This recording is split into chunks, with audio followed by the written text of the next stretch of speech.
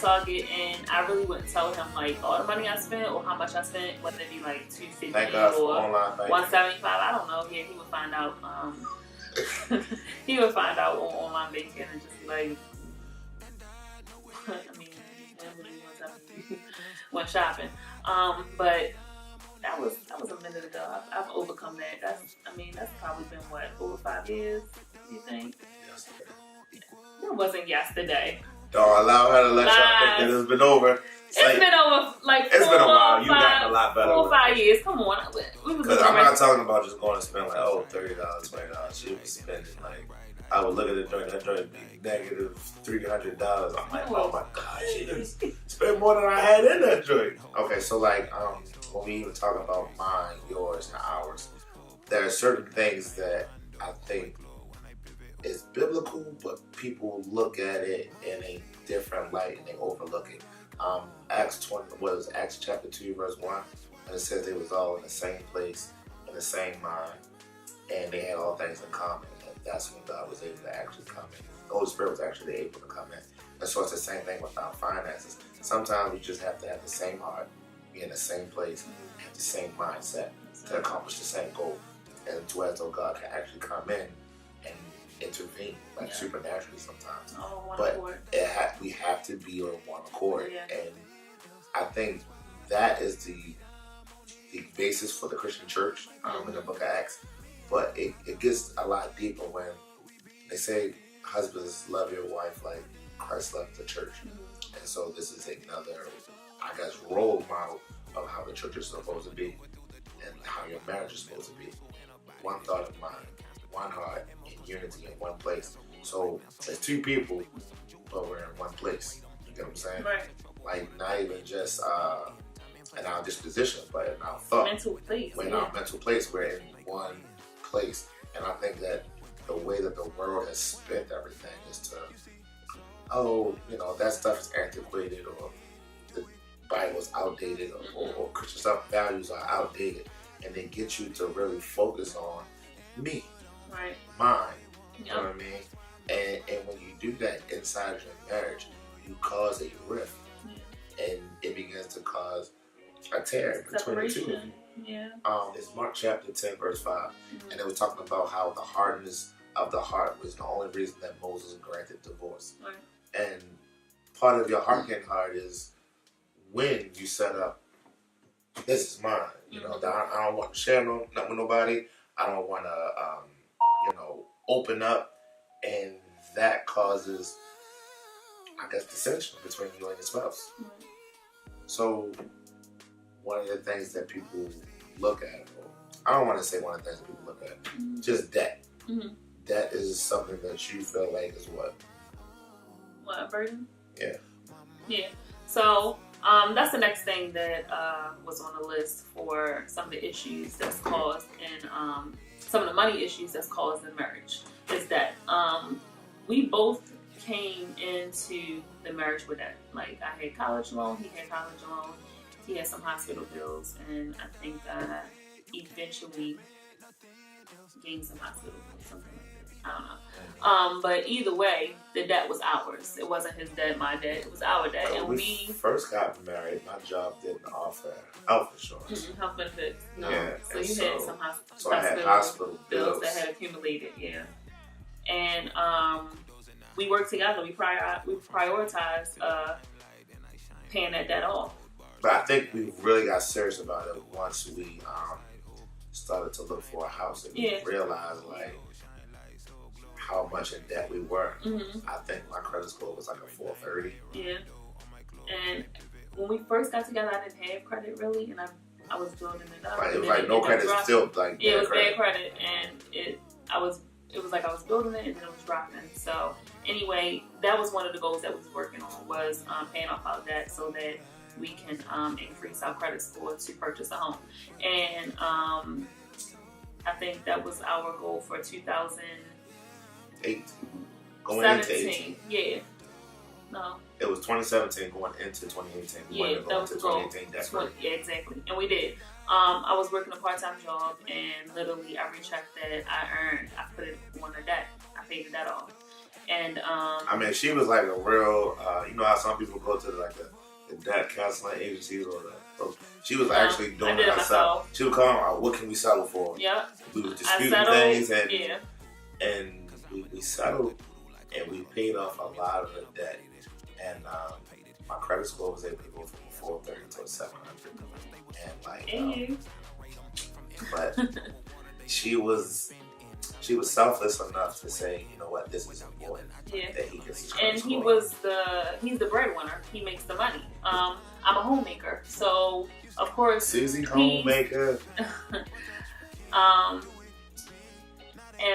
mean, I love it. I love being home for my children, but and I work part time to help. So, but and that's what I did. I worked part time to help. That's literally what I was going to work in to help cancel out something or to dismiss a debt so that we could, you know, build. So it's actually biblical. It says Psalms 37:21. It says the wicked borrow and don't pay back. Mm-hmm. And so like people think they're like, oh, you know, I can just owe this person rob Peter, pay Paul, and I can just owe people and just not have to pay them back. No. But that's people think that that's like a choice in not paying, but it's actually it's a deficiency, it's a character flaw. And so we think that character flaw is only operating in our finances, but that can actually trickle over into your relationship, because if you get in the habit of not paying bills or not paying back what you owe somebody, right, you can get in that, I guess, the groove in your relationship of not paying attention or not paying intimacy or not paying, you know, respect to your spouse or whatever. It's the same concept, you know, not giving what's owed to someone. Right. And even love, you know what I mean? You get to a point where though you feel like you can cut corners. And whenever you cut corners, you will always cut in integrity and compromise who you are. And you cut your own self. And you cut your blessings also. Yeah. And so like with that, you can't go into it in the mindset as, you know, it's okay to be in debt. Because the Bible also teaches that. And I don't like the feeling of feeling like I owe you. I did not like it. I always felt like it's another burden, you know what I mean? And I need to get that burden off of my chest, you know? So I become obsessive with that, like that. I feel like clear it now, yesterday. And that's how I be handling it. Like, get it out of here. I don't want it. I know, but for us, it was difficult because I really didn't understand how the things that I owed could keep me from having the things that I wanted. You know, because when I went to sit down and discuss about getting a home, and they looked at me and was like, "It's no way you're gonna be able to get a home, especially not with this credit score." Right. And I was kind of hurt and I was discouraged. It was like, for 430, you're not even considered bad credit. It's like the worst of the worst. Don't give this guy anything. And I was okay with picking up a part-time to help me do that, you know? I mean, you was doing hair, sewing blankets. I mean, you was doing a little bit of everything. And I it wasn't for me. It wasn't for him. It was for us. It was for our family. And I was telling the guy, I was like, yeah, you know, we were just having like just relationship conversation. And I was telling my my wife, she took her money that she had and she paid off my debt, and she helped me bring my credit score to a 700. And he was like, well, you ain't got a wife, you got a unicorn. I was like, what?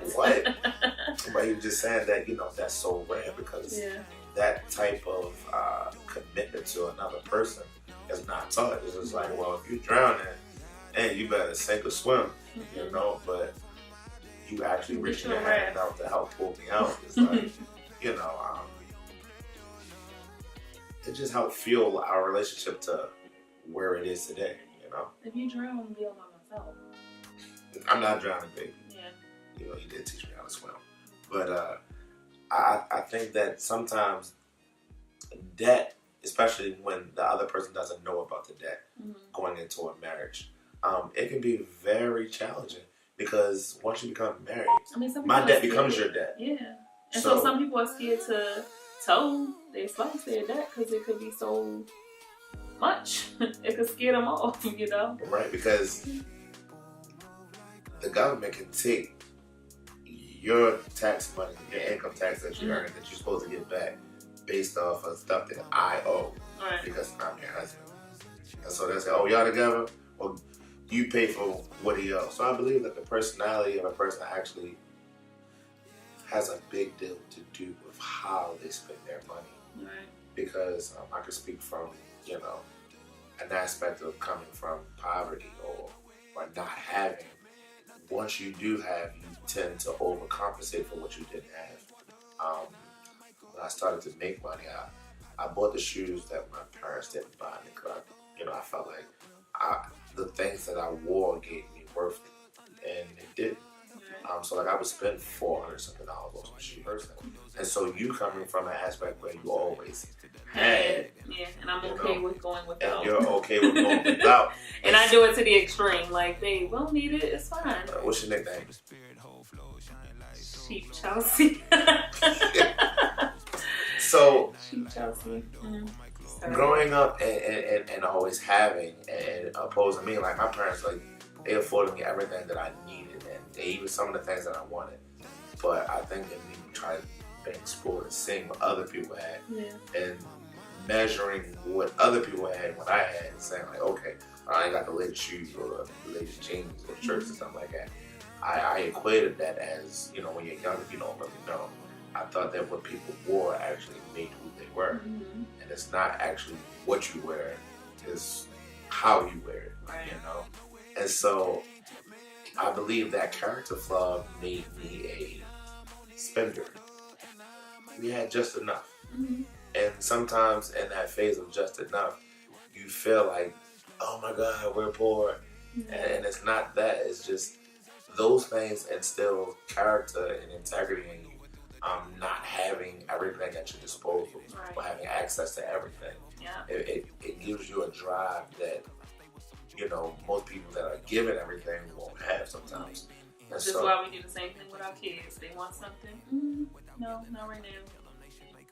Yeah, and it helps govern their personality. Because if you think about it, the difference between Generation X and millennials and baby boomers. So like they gave their children, what they needed, the base. And so when Generation X grew up, they were like, you know what? I'm going to work harder, and the wife's not going to stay at home. She's going to go to work so that we can afford more things. And they afforded more material things and, gadgets and stuff like that. But depending on how much you make, sometimes I feel like you're spending more money when you do that. Yeah, sometimes like the more you make. For daycare, it's like almost like you're working to pay for daycare. Depending on how many children you have, you definitely spending a pretty penny. And so you work just to really not be home. I'll be on my own. My mama thought I was a joke, but Miss Badu told me I'm dope. Yeah, I'm dope. Yeah, I'm dope.